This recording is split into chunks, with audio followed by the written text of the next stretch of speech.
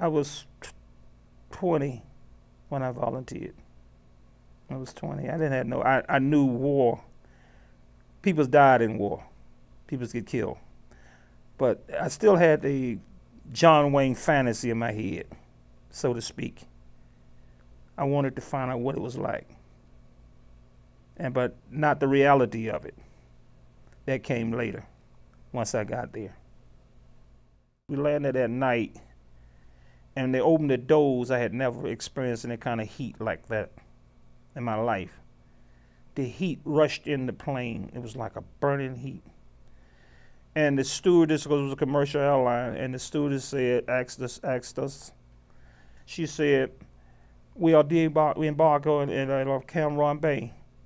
365 days from the day I hope to see all of you back on this plane. And that's when reality started to hit in. We all looked around, people started looking around, looking at each other, as to say, who would not be on this plane? And we knew that some of us wasn't coming back home. I said, well, I have this.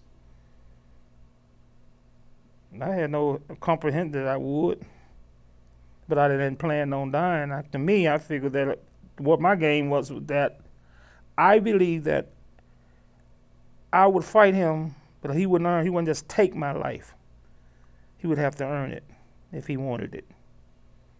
And I believed that until the day I got hit.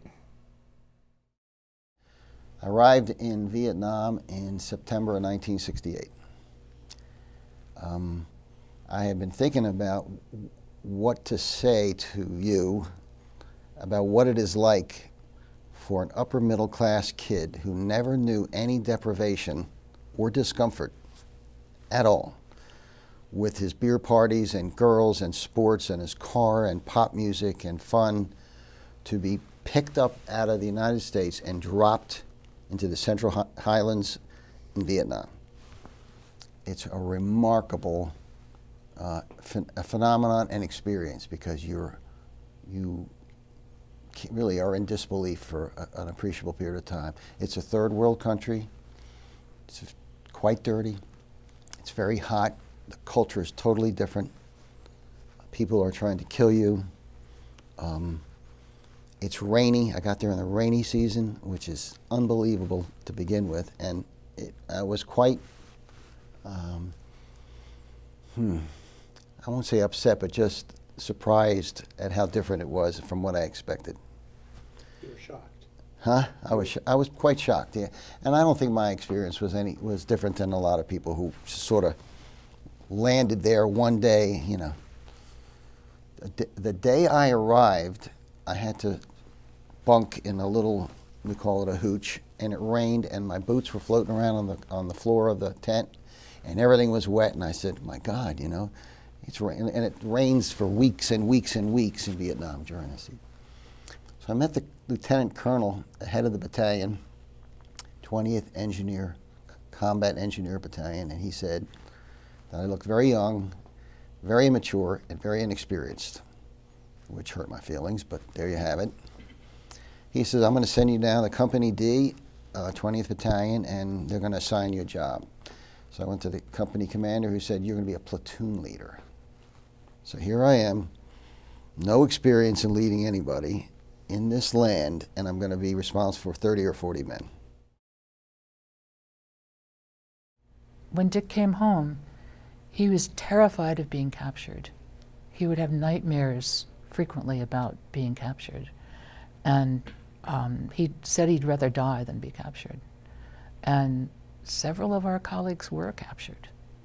And, you know, you didn't hear anything about them. April 3rd, 7:30 in the morning, I was in this kind of black nightgown and threw a robe on because somebody was knocking at the door. And one knows immediately why these people are here. There's the chaplain, there's Barbara Post, there's the XO's wife, and there was, it's called a Casualty Assistance Calls Officer, CACO, who is assigned to every deceased person. And there they are on a bright Sunday morning, you know, And my first question was, is he dead? And Barbara said, yes. And that was a relief. The first feeling was not, oh my God, my husband's dead, the father don't have children. It was a relief that I didn't have to worry. The incredible tension